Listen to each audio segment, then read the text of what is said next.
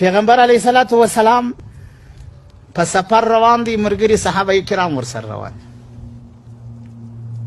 رسول الله صلی الله علیه وسلم قافله واړول. حضرت رسول الله صلی الله علیه و آله وسلم وایي زموږ استاسو سره یو پسه نه و، موږ استاسو سره یو ګډ نه و را سره، هغه وایي را سره دی. پیغمبر علیه السلام وایي بیا یې راولې حلال یې کړي. یو صحابي ورته وایي حلالېده په ما دي، زما زده دي. وایي دا په ما دي. بل صحابي ورته وایي یا رسول الله زما یې پخول ډېر ښه زده دي، که ته پخول په ما دي. دریم صحابي راولاړ سو، هغه ورته پر ما باندې یې د پوسته کښل دي، زه چمړه ډېره ښه ځینې ایستایس.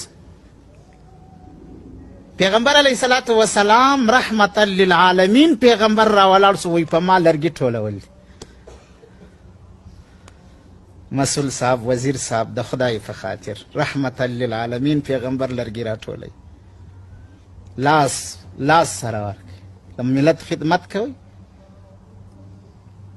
قسم په خدای چې د صحابي پر چوټه کم ګرز دوړېدلی دی، دا هم په ما او تا بهتر دی.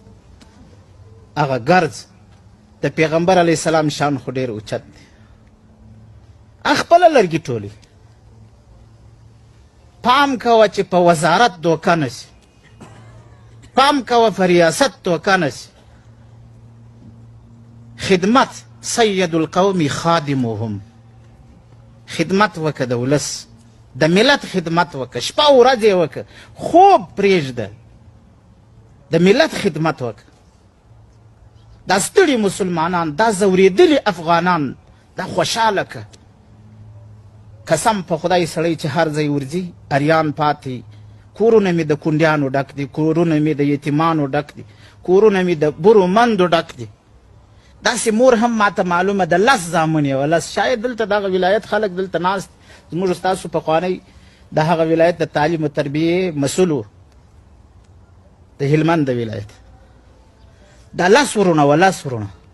شهاب مولوي صاحب نه شهیدان سوي دي، یو پاتې دی، نه شهیدان سوي دي.